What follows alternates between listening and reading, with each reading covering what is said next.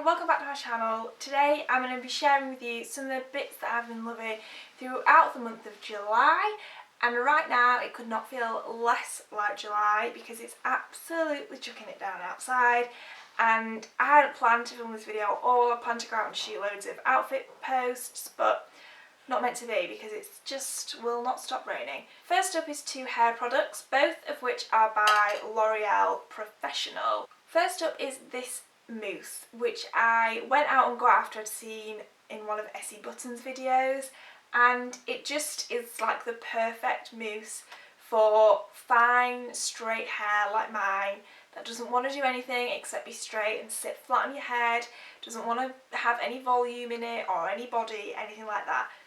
This is the perfect product. So it's just called their Volume Lift Mousse, but it's got a really precise little nozzle on the top, so rather than it being the fat ones where you would kind of spray it all into your hand and then scrunch it through all of your hair, through the roots and the lengths, you can just lift up sections of your hair and really get in there and just solely put it in the roots and then rub it in with your fingers. This is perfect for me because even though a normal mousse would give me some lift, it also simultaneously sort of cancels it out by weighing down the rest of my hair because the product is through the lengths too. So for me, really I just want to concentrate the product here to give it the lift and keep this as light as possible so that it allows itself to be lifted. And this does just that. I can't recommend this enough if you, well, any hair type I think it would be really good for, but especially people who struggle to get volume in their hair. The next item is a texturising spray. This is called Next Day Hair and it is so good. I have used so much of it already. It's so light and that makes me sad because it means I've got to go get some more because it's definitely become one of them products that I need to have all the time. And as I said, it's just a texturising spray, but it really works, gives you volume, texture, everything like that. So I think this was about maybe in between £12 and £14 I want to say, so it was kind of like higher end, high street prices, and I have used the Tresemme one before. I can't remember what that's called, but that's also really good. But the thing about these, I don't know if I just use them excessively, but they don't seem to last very long. I would say if you're using this nearly every day, it's not going to last you more than a month. Actually, I probably had this for about 3 weeks and it really is nearly empty now. So I know that there's Orbi do that one called, I think it's just called the texturising spray, and everybody raves on about it, but it's nearly £40, which personally for me is just too much to spend on something which I know isn't going to last for a really long time. So I think this is a really good price point for a really good product and I would definitely recommend it. Next up is quite an unusual product for me to be using, and it is some fake tan. Anyone who knows me will know that I don't really fake tan that often. I actually, until recently, probably haven't fake tanned in over 3 years, maybe 2, but a long time. I'm super fair and I'm happy to be fair. I just embrace my paleness and get on with it and it's fine.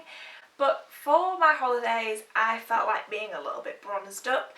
But I have to say, since I've got back, I've been hooked on it and I've been using it well, not every single day, but every single week, because it does just give you a right confidence boost having a bit of a tan. So this one is by Zen Tan. It's just their daily self tan. It's one of their gradual moisturising ones. It's really good. I would say I use it once or twice a week and it gets me to a really nice natural colour that's not too strong. I don't think you would know it's fake desperately unless you knew how pale I was normally. And yeah, it's good, smells nice, doesn't get on your sheets, doesn't get on your clothes.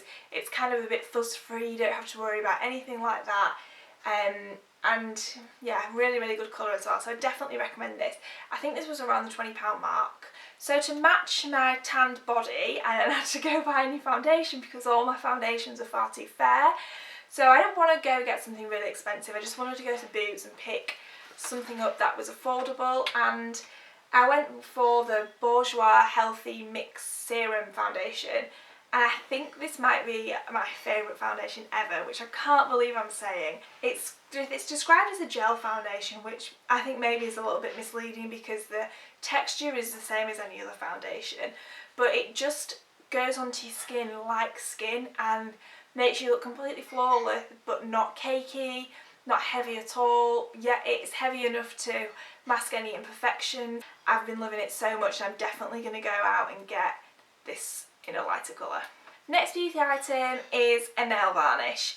This one is by Butter London, which I believe is normally quite an expensive brand, but I picked it up in TK Maxx for £4. It's in the colour Muggins, and it's what I've got on my nails today. It's just like a really light lilac-y grey.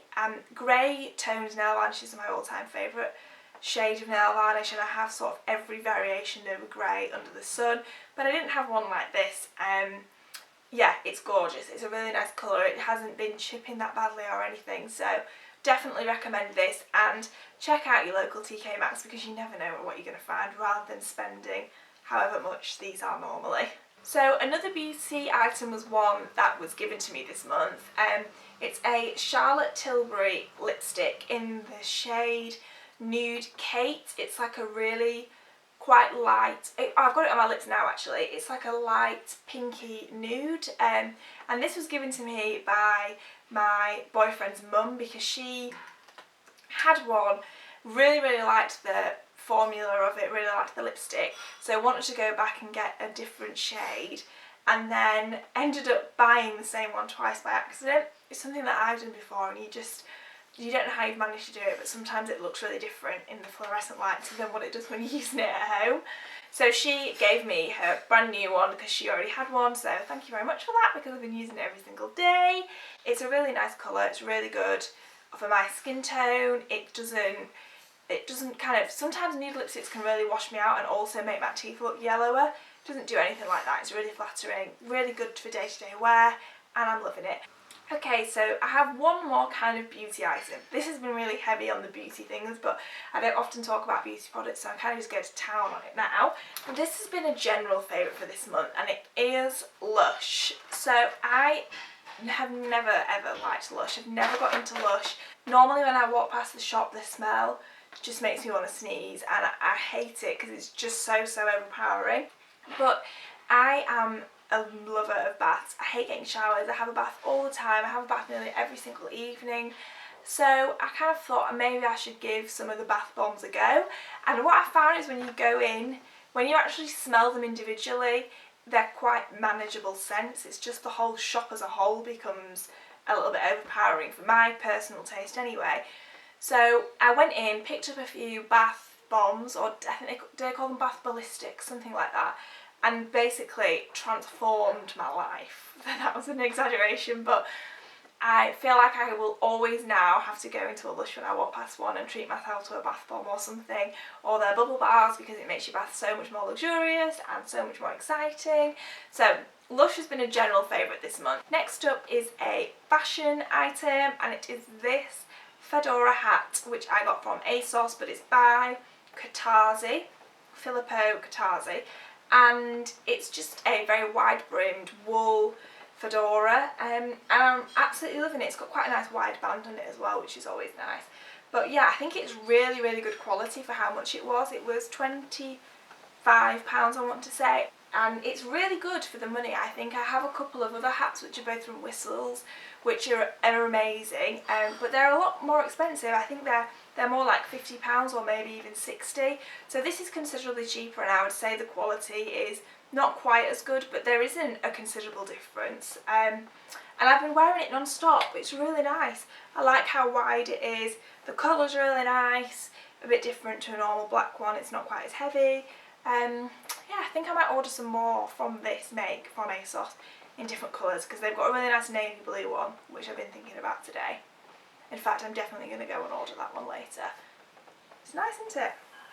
The next fashion item is something from my all-time favourite shop, which is COS. If you read my blog or anything like that, you'll know that I'm a little bit obsessed with COS. And Mum and I were in Manchester the other day, and we just nipped into the concession they have in Selfridges, and we both ended up buying something actually. And mine was this jumper, which I'm wearing here. I'll put in a shot where you can see it on a little bit better. It's just a black knitted jumper, which I would not have been planning on wearing in July, but here we are.